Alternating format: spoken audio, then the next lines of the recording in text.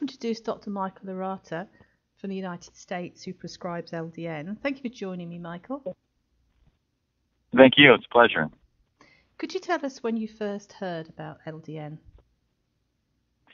Yes, I first heard about it in 2010, and it was something I was exposed to when in my treatment of patients with multiple sclerosis. I'd not actually heard of it until then, and a fair number of them had found that this medication was helpful in relief of some of their symptoms. And since I had not encountered this, I took it upon myself to learn about it, as it was a new medication. And what was interesting is that it was not something I really was able to find as much information in the traditional medical literature. I actually found more information available from searching the web and actually from Facebook, of all things. Mm-hmm. So how did you go about prescribing LDN? Was it just purely for MS patients, or did you treat other autoimmune conditions? Yes.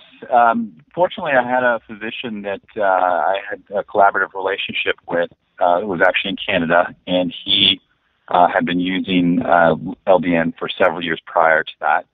And I was able to, learn how he found it was helpful in his practice.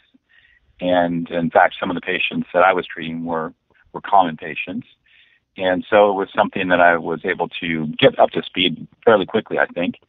And I began using it in patients that also had MS, but over the time, so approximately 2 to 3 years ago, I started to have a more diverse population base myself. And rather than just seeing multiple sclerosis patients, I started to see patients with chronic fatigue and fibromyalgia, chronic Lyme, etc. And I found that it's been helpful in each of these populations. And I also see patients now with various other forms of dysautonomia. And one thing that's been interesting is that in virtually all, the vast majority of patients who have dysautonomia also suffer from SIBO, which is bacterial overgrowth in the small intestine. And a big component of that is dysmotility in the gut as a result of autonomic dysfunction. And LDN, with its prokinetic properties, is actually helpful for the treatment of SIBO. So it's a medication that has sort of a broad applicability in the population of patients that I see. Mm-hmm.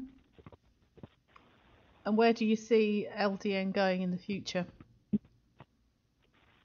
Well, that's a very interesting question.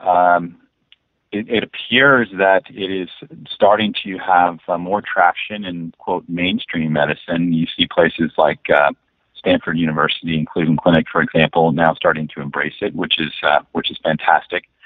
As we're all painfully aware, the pharmaceutical industry really is what drives research, and without a financial motive, it's going to be a big hurdle as far as increasing the indications and such, if we were to look at it from that perspective in the United States anyways. But off-label use of medications is fairly typical, at least in this country. And I think it's more of a matter of exposure and education issue, because the ease of use, the side effect profile is very favorable, and the safety of the drug is pretty well established. So I think that it's a matter of getting the information out there that this is something that's helpful, which will disseminate through more of the other specialists and primary care physicians to increase its usage. There's no question in my mind, anyways, that this is a drug that has a role for chronic diseases. It's really a matter of getting the word out, I think, is what's going to be the key. Mm-hmm. And if there is somebody listening out there who would like to come and see you, how would they contact you? Well, I can be reached by a number of different methods, and the internet is probably the easiest. Social media has really sort of changed my practice, and so I probably get the majority of my patients actually through my Facebook page, of all things.